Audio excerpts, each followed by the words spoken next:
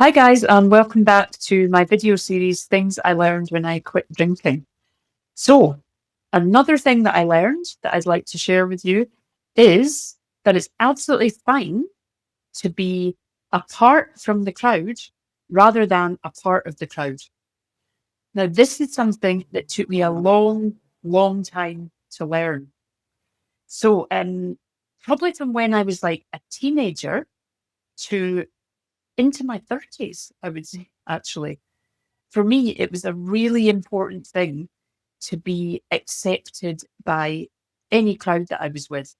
And of course, drinking a lot went hand in hand with that. So I wanted people to think I was cool, edgy, up for it, a laugh, all of those things. It was really, really important, even for people I didn't even know, randoms that I would meet in a pub.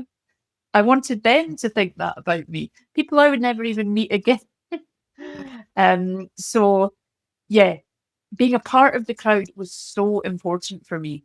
I wanted to be seen when I was at school parties, necking back neat vodka, because it showed that I was like really hardcore, and people would talk about me being quite a big drinker, and that would make me look quite cool and edgy. So I thought anyway. And that continued into my 20s, where if I was around a lot of people, I wanted to be seen to be drinking a lot, party girl, good time girl, always up for it, the one who stays out really late and has a funny story to tell after a night out. And it was so important to me, that so important. I even remember when I'm thinking about impressing randoms, for example, I remember going to an actual little spa day that I had organised with an old friend.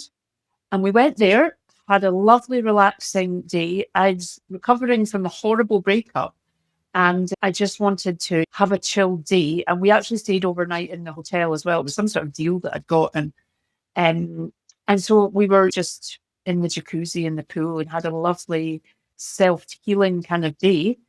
And then my friend suggested going to the bar in the hotel just for a couple of drinks after the spa. And I really, really didn't want to drink. Really didn't want to drink. I just wanted to have a really gentle, soothing weekend. But no, I decided, yeah, okay, I'll just have one or two pints and then we can get some food and call it a day.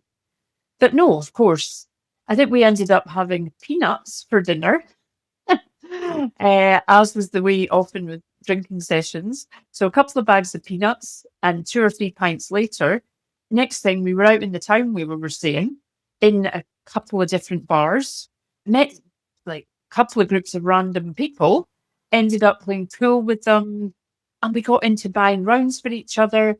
I didn't know these people, didn't even particularly like them, would never see them again. Yet I still wanted to kind of impress them, and I still wanted to sort of be in with the crowd. So I just drank and drank. And we got back to the hotel, God knows when, maybe 1, 2 in the morning. And again, I remember just waking up feeling absolutely dreadful. And the rest of the day was a horrible, flat, low Sunday. I had a really horrible journey home, and I felt terrible for the next few days. And I was so angry with myself because I'd really, really not wanted to spend that weekend drinking. And I did. And it was just to get in with the crowd and impress the crowd.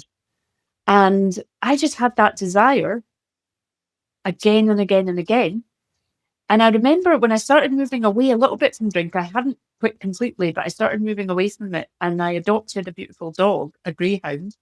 I just remember going to the beach with her, and I saw a beach party going on, and me and her just kind of skirted the outside of it, and I looked onto it. And for the first time in my life, I felt completely fine to not be part of that group and that party. I didn't want to join it and drink.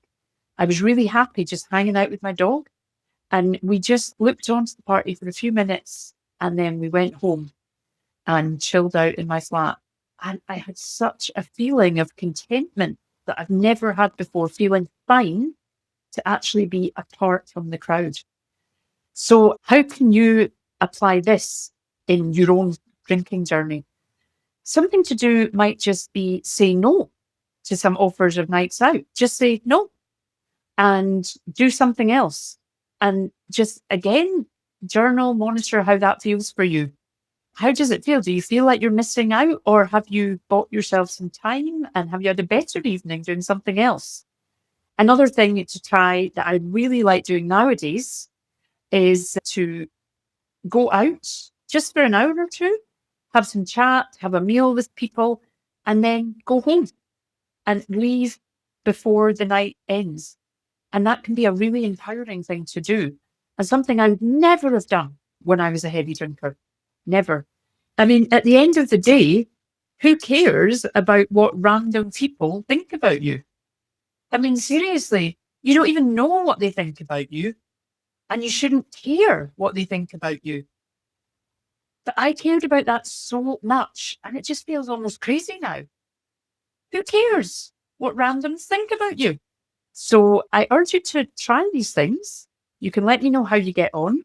Don't forget to subscribe and give me a thumbs up if you found this video helpful, and please share it around. See you next time.